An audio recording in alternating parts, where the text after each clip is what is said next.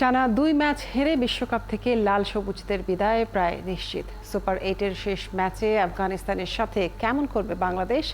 জাতীয় দলের বাইরে থাকা পেসার রুবেল হোসেনের কথা শুনেছেন অর্ণব বাপি।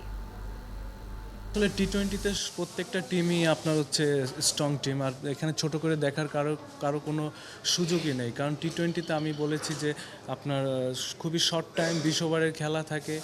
আপনার হচ্ছে 2-3টা ব্যাটসম্যান যদি আপনার ভালো ব্যাটিং করে দেন হচ্ছে আপনার টিম কিন্তু তখন হয়ে যায়, আপনার মোড় ঘুরে যায়। আবার বলাররাও সেম, আপনার দুইটা তিনটা বলার যদি ভালো বোলিং করে আর একটা বলার যদি ভালো একটু ইকোনমি বজায় রাখতে পারে দেন আপনার যে কোনো টিমের কম রানে কিন্তু আটকে রাখা যায়। এক একটা টিমের জন্য এক এক রকমের গেম প্ল্যানিং থাকে, বাট এক একটা প্লেয়ারের চ্যালেঞ্জ কিন্তু সেমই থাকে, যে ভালো করার একটা টেন্ডেন্সি থাকে।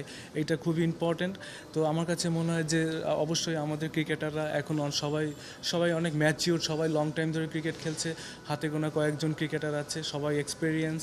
তো আমার কাছে মনে হয় তারা অবশ্যই ভালো একটা গেম প্ল্যানিং নিয়ে এবং অবশ্যই তারা মাঠে সেটা প্রুভ করার চেষ্টা করবে। আমাদের বোলিং সাইডের জন্য আসলে প্লাস পয়েন্ট, দেন আমাদের ব্যাটিং সাইডের জন্য খুবই চ্যালেঞ্জিং আমার কাছে পার্সোনালি ফিল হয়।